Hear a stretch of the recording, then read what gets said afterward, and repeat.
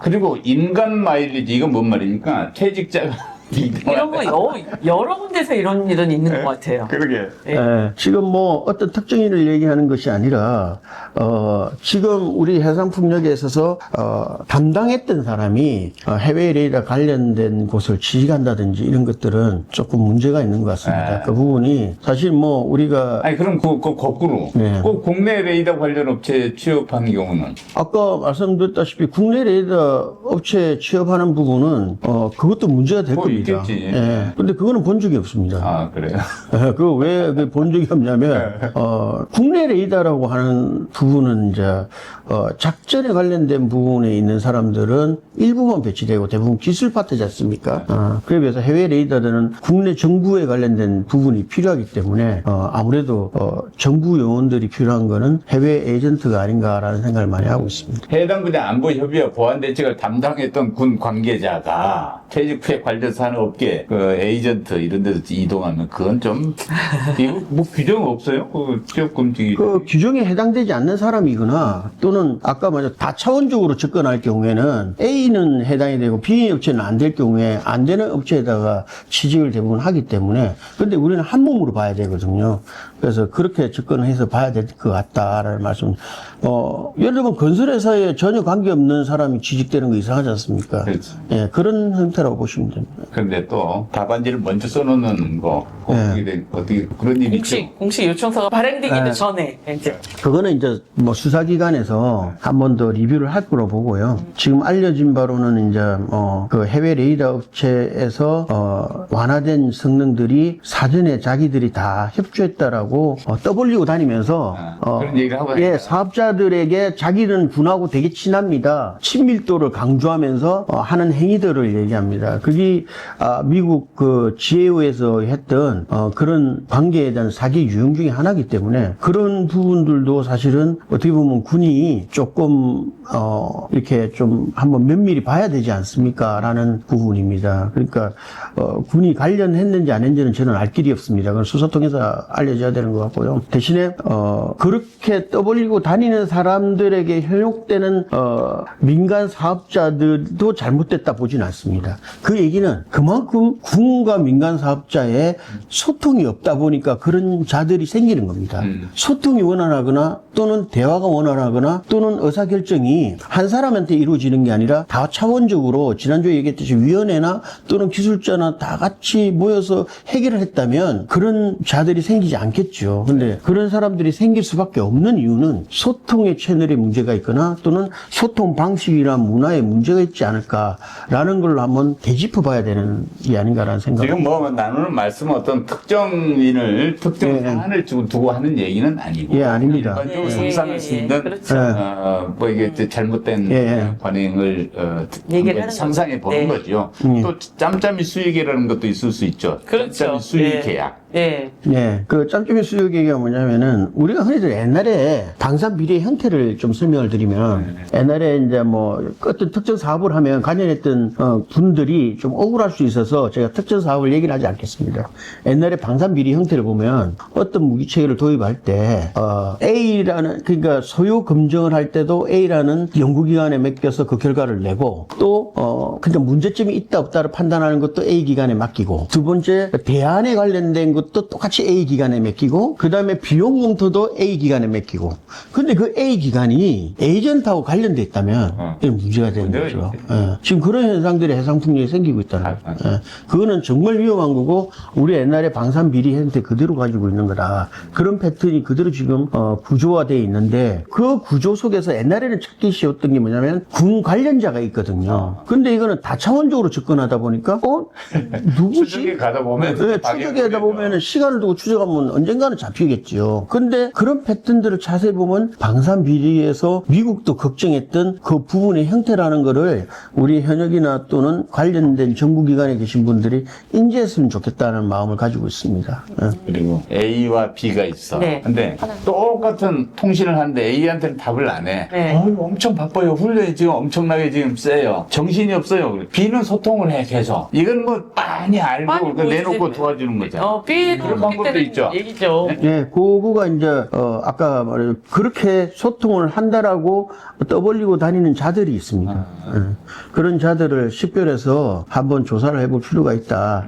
그런 것들은 굉장히 특혜 논란이거든요. 한쪽에서는 침묵하고 한쪽에는 소통하고 그러니까요. 그거는, 뭔가 이제 예, 냄새가 나는 거야. 예. 또 다른 유형도 있겠죠. 뭐 시한폭탄 같은 총 수명주기 비용을 누락시키고. 예, 그렇습니다. 지금 해외 레이더가 저가다라고 그분들이 홍보하고 다니는데요.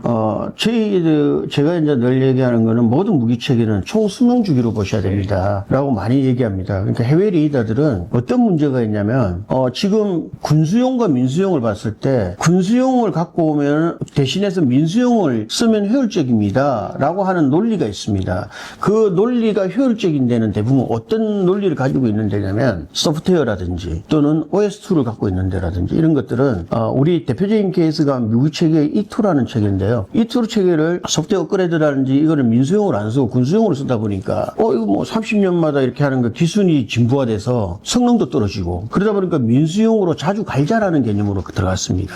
근데 보안 레이더를 군수용, 국산은 군수용이고, 이거는 민수용인데, 민수용으로 하게 될 경우에는 운영 수명이 짧습니다. 그런데 지금 당장 설치 비용만 따지면, 예를 들면 30년을 써야 되는데, 민수용은 3번을 갈아야 되고, 운영비에 관련돼서도, 검증이 안 됐고 하면, 결론적으로는 국산 레이더보다, 많게는 20배 또는 40배가 될 수도 있는 상황인 겁니다. 근데 국산 레이더는, 운영을 했고, 전력화됐고, 전력화 비용에 관련된, 운영 비용에 관련돼서도 군에다가 많은 데이터를 보고를 하고 국회 승인을 받아서 운영하고 있지 않습니까?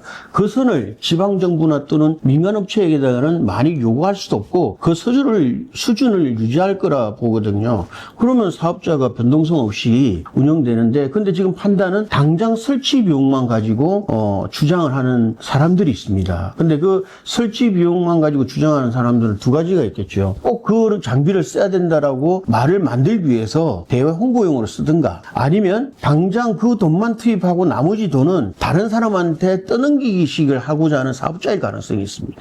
그래서 이 두 가지 다 문제가 있다. 토탈 수명으로 모든 협의안들은 총 수명 주기로 한번 판단을 해봐야 아까 말씀드린 국익 훼손이 없지 않느냐 또는 사업자가 풍력 사업이라는 건 결국은 전기를 잘 생산해서 국민들에게 제공하는 거지 않습니까? 그 제공이 잘 되도록 하는 사업이 되지 않을까라는 생각입니다. 안 그러면 전기세를 올리지 않으면 안 될 정도로 위험사항으로 빠질 수가 있다. 그럼 그 모든 거가 국민들의 부담이지 않습니까?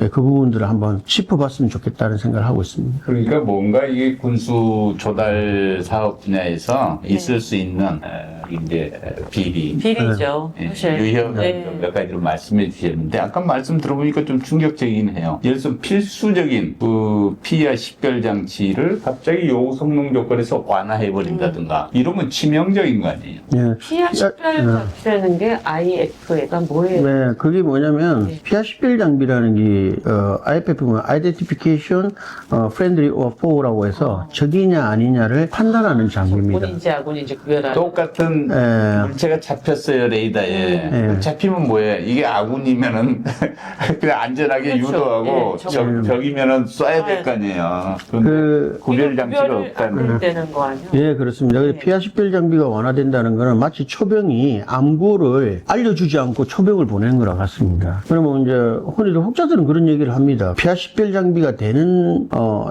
지역과 안 되는 지역이 있다 하더라도 작전은 봉합이 됩니다라고 할 수는 있겠죠. 그런데 제가 아닙니다라고 주장을 한들 믿겠습니까?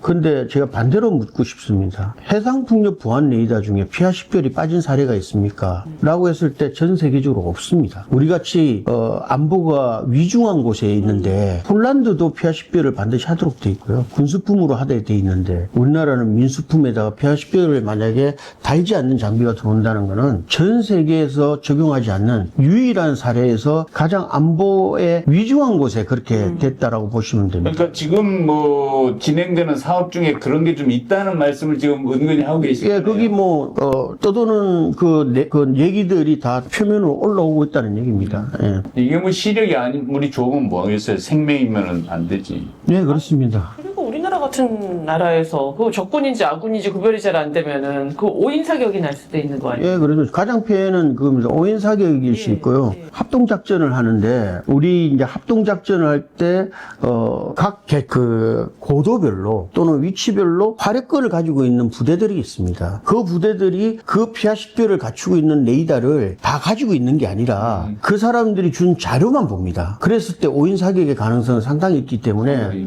합동작전을 하는 측면에서 기초 자료를 주는 부대라면 반드시 피하 식별은 필요한 거죠. 예. 상식적으로 그 이제 허용될 수 없는 너그러움인데 이게 혹시 발생한다면 이거 안 봐도 이거는 그렇죠. 허용해서는 이게 또 뭐 한두 가지만 있다면은 뭐 행정 착오나 이렇게 볼 수 있는데 이게 다 있다면은 이거는 그렇죠. 굉장히 이건 뭐 우연이 아닌 거죠. 이거 제가 이제 기후로 생각하는 게 이런 겁니다. 그러니까 예를 들면 뭐 저번에 말씀 기부천압 문제 또는 피하 식별 장비에 관련된 거, 레이더문 안전에 관련돼 있거든요.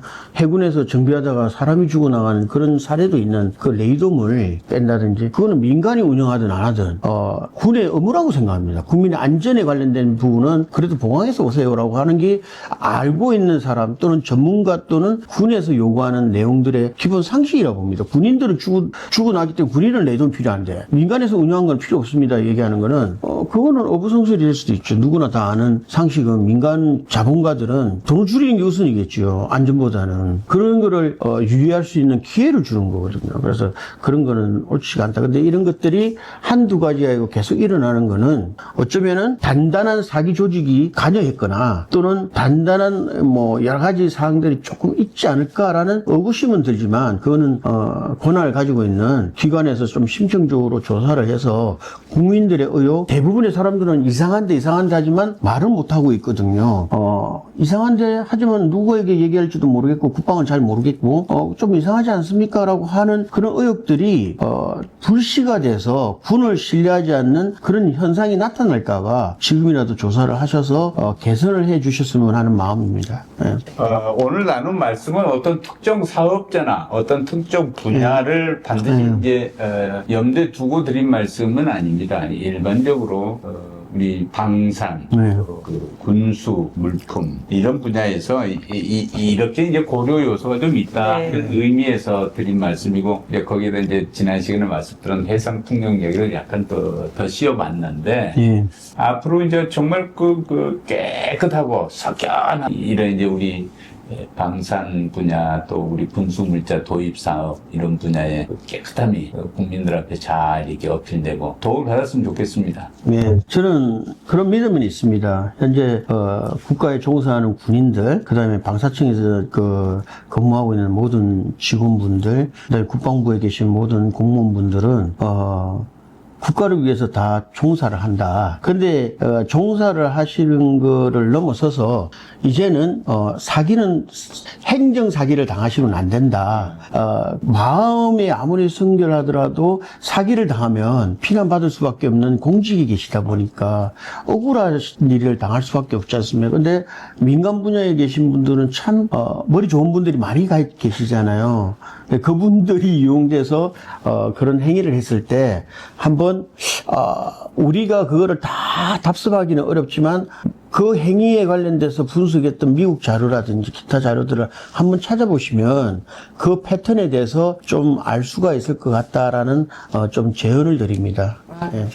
그리고 이제 해상이든 뭐 육상이든 이 풍력 자원은 정말 좋은 천연 우리 에너지 자원이잖아요. 예, 그렇습니다. 우리 국민들한테 정말 기여할 수 있게끔 이 분야 좀 많이 발전해서 대통령님도 아주 강조하시고 지금 아리백 이렇게 뭐 맨날 외치시고 그런 걸로 알고 있는데 이게 좀 사업이 진척이 좀 빨랐으면 좋겠습니다. 예, 하여튼 저는 그렇게 생각합니다. 그러니까 이 사업이 해상풍력의 사업이 가장 난제가 여러 가지가 있습니다. 뭐 풀 수 없는 난제도 있고 하지만 국방 분야만 한정이 된다면 국방 분야는 참 어려운 부분이 있습니다. 그게 뭐냐면 국방에서 꼭 사용해야 될 영역이나 작전에 필요한 땅이나 또는 이런 그 국방에서 원하는 지역들은 군부대 주둔지이거나 사격장이거나 또는 시험장입니다.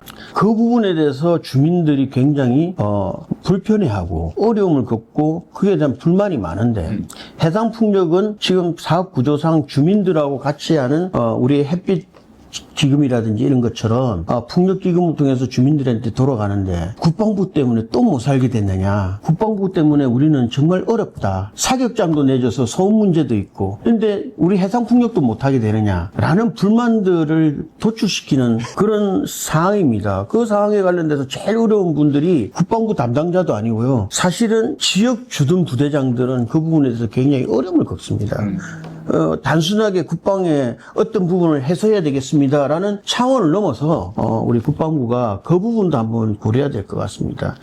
왜 그러냐면요. 항상 모든 이익은 우회 전략이 있듯이 어민들이 예를 들면 뭐 A 지역의 어민들이 해상풍력이 생기기 때문에 내가 조업을 못합니다. 보상해 주세요. 보상금을 받지 않습니까? 그러면 그 사람들이 조업을 안 하느냐? 타 지역에 가서 합니다. 사격장 가서 한다고요. 그러면 피해를 본 그 쪽은 돈도 못 받았는데 해적같이 다른 지역에서 와서 조업까지 해가면 그 어민들은 불만이 안 생기겠느냐. 그래서 그 부분도 한번 고려를 해서 그거는 국가 차원에서 전 지역을 한번 정말 한번 면밀히 봐서 하지 않으면 지역 부대장들의 어려움은 더 심화될 거라 보고 있습니다. 그러니까 그런 측면에서 이 해상 풍력으로 얻은 수익의 또 배분 문제, 혜택의 또 공정한 분배 문제가 함께 고려돼야 될 상당히 중요한 과제군요. 예, 그렇습니다. 그 부분은 저의 영역은 아니기 때문에 근데 그 부분이 국방 쪽에서 느낄 어떤 지휘관들의 부담은 한 번쯤 어느 누구도 안 알아주지만 누군가는 얘기해야 되니까 저는 그 부분에 대해서 국방부 담당자들이 면밀하게 한번 보셔서 한번 판단을 하셔야 된다. 군 작전상 필요 때문에 해상 풍력도 안 되지. 해상 풍력으로 얻은 이익의 배분과 혜택도 거기서 소외됐지. 우리는 뭐냐? 저도 받은 마을이냐? 뭐 이렇게 되면. 예, 그렇습니다. 특히 사격장인데는 소음 문제도 있고. 그러니까요. 근데 안전 문제도 있고. 그런데 보상은 없고. 그런 차별에 관련된 부분이 존재할 수밖에 없다라는 말씀을 조상 잘못 둔 덕이라고 그러면서 투덜댈 수 놔둬서는 안 되지. 예, 그렇습니다. 그러니까 그 혜택이 거기 돌아가게끔 어떤 하여튼 배분 구조를 좀 만들 필요가 있어 보입니다. 예, 그렇습니다. 우리가 해상풍력 얘기하다 보니 또 사회 정의의 문제까지 그렇습니다. 얘기를 나누게 됐습니다. 오늘 흥미진진한 얘기 아주 감사합니다. 근데 오늘 보고 배워가지고 이 비리를 이렇게 하면 저질 수 있겠다는 아이디어가 생겼는데요.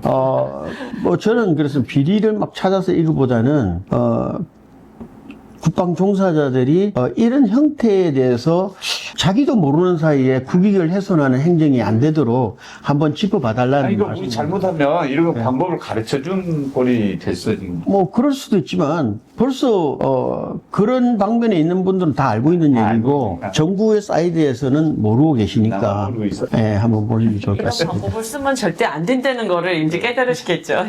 알고 있으니 꼭 알아야지. 우리가 다 알고 있다. 예, 그렇습니다. 알고 있는 사람한테는 그런 행태를 쓸 수가 없으니까요. 대단히 고맙습니다. 감사합니다. 감사합니다. 네.